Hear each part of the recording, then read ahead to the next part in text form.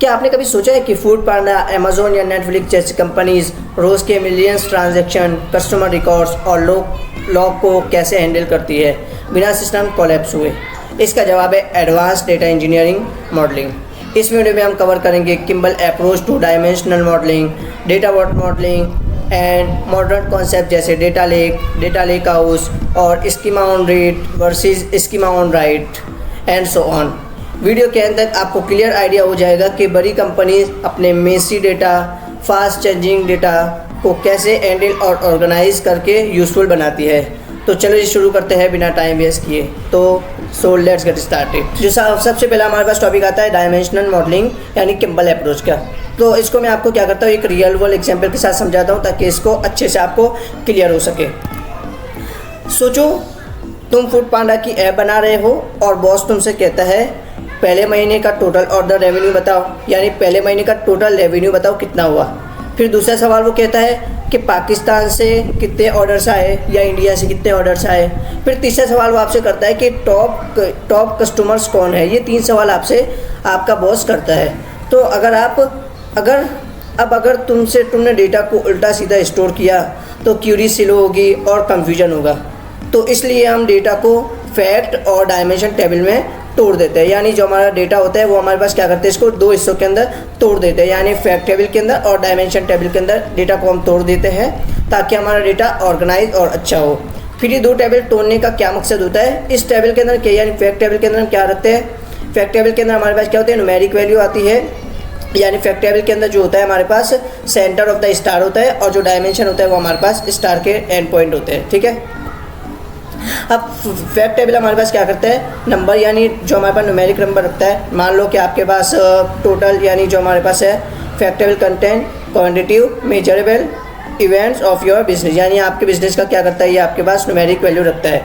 Food पांडा की अगर हम एग्जांपल ले तो हमारे पास ऑर्डर फैक्ट टेबल रखता है, लाइक ऑर्डर का कितना अमाउंट है, ये तो हमारे पास न्यूमेरिक वैल्यू है ना। डिलीवरी की फ़ीस कितनी है वो हमारे पास हो गया, डिस्काउंट कितना हुआ, वो सारे हमारे पास न्यूमेरिक वैल्यू रखते हैं। और ये जो होता है फैक्ट टेबल हमारे पास डायमेंशन टेबल क्या करता है, इसकी डिस्क्रिप्शन रखता है, यानी कस्टमर का हम बात कस्टमर की डिम के अंदर इसका नाम आ जाएगा, एज, जेंडर, लॉयलिटी।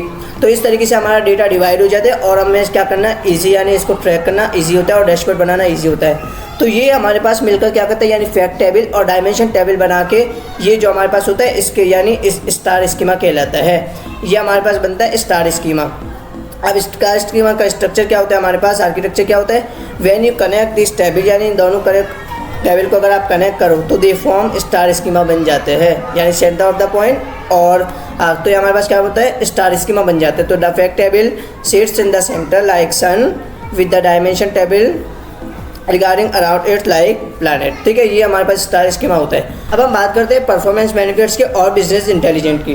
तो परफॉर्मेंस बेनिफिट्स के फ़ायदे हमारे पास क्या है, सिंप्लीफाई जॉइन, यानी हमारे पास ज्वाइन करना हमारे पास ईजी हो जाता है। यानी अगर हमें बॉस ने बोला कि हमें टोटल रेवेन्यू बताओ, यानी टोटल हमें रेवेन्यू बताना है तो ये नंबर फॉर्म में होगा, तो हम डायरेक्ट हमें सब कुछ पूरा डेटा देखने की जरूरत है, डायरेक्ट हम फैक्ट टेबल से डेटा ला सकते हैं। तो ये हमारे पास क्या होता है। फिर डीनॉर्मलाइजेशन डायमेंशन स्पीड, यानी इसकी स्पीड हमारे पास क्या होती है, तेज़ होती है। ठीक है, इसी तरह अगर हम इसकी बिजनेस इंटेलिजेंट की बात करें तो इंट्यूटिव स्ट्रक्चर, यानी अगर हम इसके बिजनेस इंटेलिजेंट की बात करें तो हमारे पास ये 3 फॉर्म के अंदर हमारे पास डेटा आ जाता है।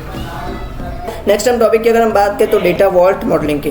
अब डेटा वॉल्ट मॉडलिंग की क्या है, ये हमारे पास क्या है, इससे उलट है। यानी जो किम्बल अप्रोच है ना कि हमारे पास डेटा को लाइक फॉर्म के अंदर करते हैं, यानी बिल्कुल फैक्ट टेबल और डायमेंशन में करता है। तो इसका उलट है, यानी इसका उलट क्या है हमारे पास, डेटा वॉल्ट मॉडलिंग। अब data vault modelling represent a paradigm shift towards scalability, flexibility and handling massive data. यानी ये क्या करता है हमारे पास, डेटा वॉल्ट मॉडलिंग क्या करते हैं हमारे पास, ये रियल वर्ल्ड डेटा को हैंडल करता है। जैसे यानी जो मैसिव डेटा होता है, यानी जो डेटा होता है वो हमारे पास हैंडल करता है। जैसे अगर मैं आपको बताऊं कि जब हम फेसबुक पे अगर हम यानी जब फूड पांडा के ऊपर ट्रैकिंग जो चल रही होती है कि डिलीवरी की जो ट्रैकिंग चल रही होती है और यूज़र ने कहाँ क्लिक किया, जो इसका डेटा जो होता है ना वो रियल वर्ल्ड में जो होता है वो मेसी डेटा, यानी हमारे पास अनस्ट्रक्चर जो डेटा होता है ना वो मेसी डेटा। तो उसको हैंडल क्या करते हैं, डेटा वॉल्ट मॉडलिंग इसको क्या करता है, हैंडल करता है। तो unlike traditional approach that force ग्रिड structure upfront data vault approach, यानी ये हमारे पास क्या होता है, अनस्ट्रक्चर डेटा को हैंडल करता है। अब इसके आपको के 3 पिलर होते हैं, यानी हमारे पास ये डेटा वॉल्ट मॉडलिंग का कैसे यूज होता है, इसके 3 पिलर होते हैं। तो इसके कौन कौन से 3 पिलर होते हैं, ये हमारे पास होता है एक हब्स, लिंक और सैटेलाइट्स। अब हम बात करते हैं कि सबसे पहले हब की। हब्स क्या करते हैं हमारे पास, hub represent our fundamental business concept and store only unique business key. ये हमारे पास हब क्या करते हैं, सिर्फ यूनिक की को हमारे पास क्या करता है, ये स्टोर करता है। अगर फूड पार्लर के अगर हम देखें तो कस्टमर के अंदर कस्टमर हब क्या होगा, कस्टमर की होगी यानी कस्टमर आईडी होगी। रेस्टोरेंट की अगर हम बात करें तो रेस्टोरेंट की होगी। ऑर्डर हब की बात करें तो ऑर्डर की होगी। यानी हमारे पास ये की को आपको क्या करता है, हब स्टोर करता है। लिंक क्या करते हैं हमारे पास, लिंक रिलेशनशिप एंड ट्रांजैक्शन का बताते हैं, यानी link capture many to many relationship business events. यानी कस्टमर यूनिक आईडी होगी तो आईडी किससे रिलेट करती है, यानी कस्टमर की आईडी किससे रिलेट करती है, कस्टमर के ऑर्डर के साथ। यानी कौन से कस्टमर कौन सा ऑर्डर लेकर जाएगा, यानी कौन से कस्टमर का कौन सा ऑर्डर होता है, वो आपस में रिलेशनशिप होती है। तो हमारे पास लिंक, ये हमारे पास लिंक होता है, यानी कस्टमर्स ऑर्डर लिंक, यानी किस कस्टमर का कौन सा ऑर्डर किस ऑर्डर के साथ लिंक है। इसी तरह order restaurant, order delivery restaurant. Satellite क्या करता है, इन सब चीज़ों की क्या होता है, डिस्क्रिप्शन रखता है। उसके अंदर क्या आता है हमारे पास, फैक्ट टेबल, वो जो न्यूमेरिक वैल्यू रखता था, और डायमेंशन डिटेल रखता है। ये हमारे पास क्या करता है, ये अलग से सिर्फ की रखता है और ये इसकी लिंक रखता है कि कौन सा डेटा किस लिंक के साथ होगा। और सैटेलाइट क्या करता है, इसकी पूरी डिस्क्रिप्शन रखता है, जैसे name, email, phone number and so on. तो इस तरीके से हमारे पास ये वर्क करता है। अब यहाँ अगर हमें जहन के अंदर सवाल हो तो why data vault excel in modern environment की हमारी ज़रूरत क्यों पड़ती है इसकी। तो ये हमारे पास क्या होता है, एगिलिटी एंड इवोल्यूशन के लिए, ऑडिटेबिलिटी के लिए, हमारे पास पैरेलल प्रोसेसिंग के लिए हमारे पास ये काम आता है। ठीक है, इसके अगर हम रियल वर्ल्ड की अगर हम बात करें, रियल वर्ल्ड के अंदर हमारे पास क्या होती है, कंपनीज जो होती है लाइक नेटफ्लिक्स ले लो, उबर ले लो, leverage data principle handle millions of daily transaction.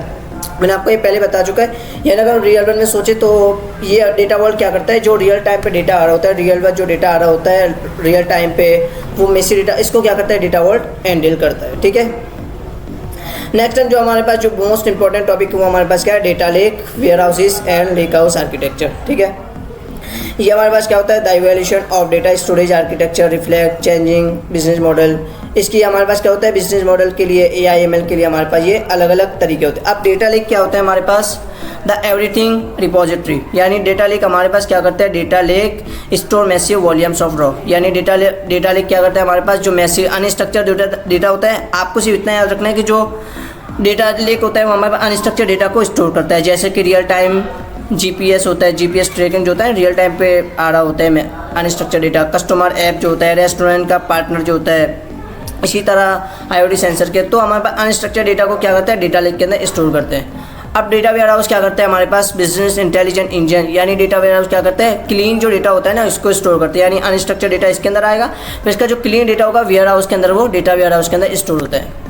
लेकिन अगर आपको कंपनी ने बोला कि हमें वो डेटा चाहिए जो अनस्ट्रक्चर में भी हो और क्लीन भी हो, यानी दोनों कंबाइंड डेटा चाहिए, तो डेटा लेक और डेटा वेयर हाउस को मिलकर क्या बनता है, डेटा लेक हाउस। ठीक है, जैसे ACID ट्रांजैक्शन हो गया, स्कीमा इवैल्यूएशन होगा, डायरेक्ट ML मॉडलिंग के ऊपर। यानी इसके अंदर हमारे पास ट्रेनिंग डेटा भी चाहिए होता है और जो हमारे पास रॉ डेटा होता है इसको भी देखते हुए ML मॉडल बनाने होते हैं, तब हमारे पास डेटा लेक हाउस काम आता है। ठीक है, इस तरह इसकी स्ट्रक्चर की बात करें तो इस तरीके से हमारे पास ये रेगुलर रिपोर्टिंग के लिए, मशीन लर्निंग के लिए। ठीक है, तो इस तरीके से हमारे पास ये वर्क करती है। यानी हमारे पास ये हमारे पास क्या होती है, यहाँ पे हमारे पास डेटा यानी कम, अगर रेगुलर बेसिस के बारे में बात करें तो डेटा लेक हमारे पास कम यूज़ होता है। इसके बाद डेटा वेयर हाउस होता है और इसी तरह हमारे पास ये सारे मॉडल के लिए वर्क करते हैं। तो यहाँ पे हमारे पास नेक्स्ट हमारे पास जो स्टेप है, यानी जो नेक्स्ट हमारे पास आता है schema approach when structure meet strategy.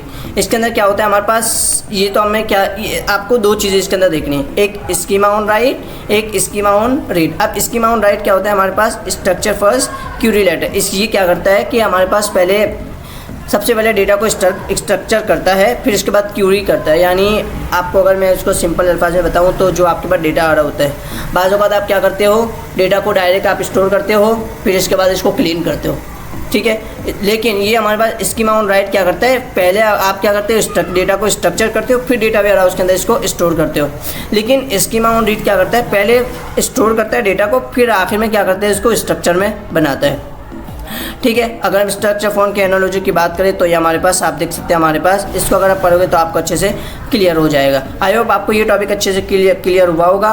और इस टॉपिक की अगर आपको इसका सवाल आपको मैंने यहाँ बताया हुआ, इसके डिस्क्रिप्शन के अंदर आपको ज़रूर इसका आंसर देना है ताकि आपको हैंड्स ऑन प्रैक्टिस मिल सके। नेक्स्ट टॉपिक के अंदर हम प्रोजेक्ट बनाएंगे, नेक्स्ट वीडियो के अंदर हम प्रोजेक्ट बनाएंगे, जिससे आपको ये सारे जितने भी हमने पढ़े, जितने भी हमने टॉपिक देखे, सब हम कवर करेंगे और इसके साथ जो भी आपके डाउट होंगे, क्वेश्चन वगैरह होंगे, उसको भी हम देखेंगे। तो मिलते हैं नेक्स्ट वीडियो में, तब तक के लिए अल्लाह हाफिज़।